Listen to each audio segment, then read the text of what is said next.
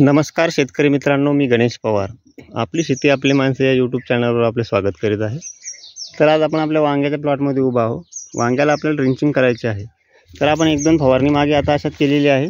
तुम्हाला सांगितलं होतं मी वातावरण खराब आहे, धुळी येते, पुन्हा माल कमी लागतो, त्यासाठी आपण एक दोन फवारण्या तुम्हाला सांगितलेल्या आहे. त्याचे कसे रिझल्ट येतात ते तुम्हाला मी दाखवलेलेच आहे, परत दाखवतो. हे बघू शकता तुम्ही, हे बघू शकता शेतकरी मित्रांनो, असे बंच कळ्या लागत आहे, फुलं लागत आहे. बघा सेटिंग चांगली होत आहे. हे बघू शकता आता कळ्या किती लागलेल्या आहे. हे बघू शकता फुलं पण लागलेली आहे. तर आपण आता फुलं वगैरे तर चांगले लावलेले आहे, पण आता आपल्याला अन्नद्रव्याची जास्त गरज पडणार आहे. जर जमिनीतून अन्नद्रव्य जर नसेल तर हे फुलगळ होते, त्यानंतर मालाला ताकद कमी पडते.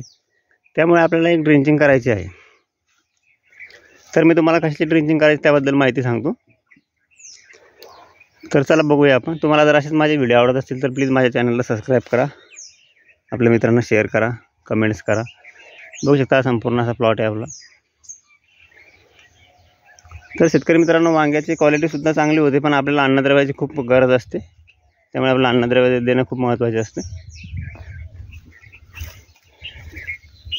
तर मी तरी तुम्हाला जे माझ्या प्लॉटला मी सोडतो तेच मी तुम्हाला सर्व डिटेल सांगत असतो. नाहीतर बरेच व्हिडिओवर असे सांगतात की सांगताना एक दोन औषध सांगतात, बाकीचे सांगत नाही, किंवा चुकीचे सांगतात माहिती. तर मी तसं काही करत नाही. मी माझे जे व्हिडिओ बनवतो, माझ्या प्लॉटमध्ये जे औषधी वगैरे खत जे सोडतो तेच तुम्हाला माहिती सांगतो, आणि त्याचे रिझल्ट पण कसे आले ते पण तुम्हाला माहिती सांगत असतो मी. त्यामुळे माझ्या चॅनलला प्लीज सबस्क्राईब करा, आपल्या मित्रांना शेअर करा. चला तर मी तुम्हाला दाखवतो. तर बघू शकता शेतकरी मित्रांनो, आपण हे सरदार कंपनीचं 05234 हे खत घेतलेलं आहे. तर हे आपल्याला एका एकरासाठी 5 किलो घेतलेलं आहे आपण. त्यानंतर जमिनीमध्ये अन्नद्रव्य खूप पडलेलं असतं, पण ते अपटेक होत नाही. तर त्यासाठी आपल्याला हे पाटील बायोटेकचं NPK कॉन्सो, त्यात NPKचे जीवाणू जे असतात, ते बॅक्टेरिया आपल्याला जमिनीमध्ये वाढल्यानंतर ते जमिनीत अन्नद्रव्य जे पडलेले असतात, लॉक झालेले असतात, ते जमिनीमधले बॅक्टेरिया वाढल्यामुळे ते अन्नद्रव्य जमिनीतून ते अन्नद्रव्य मिळण्यास मदत करते.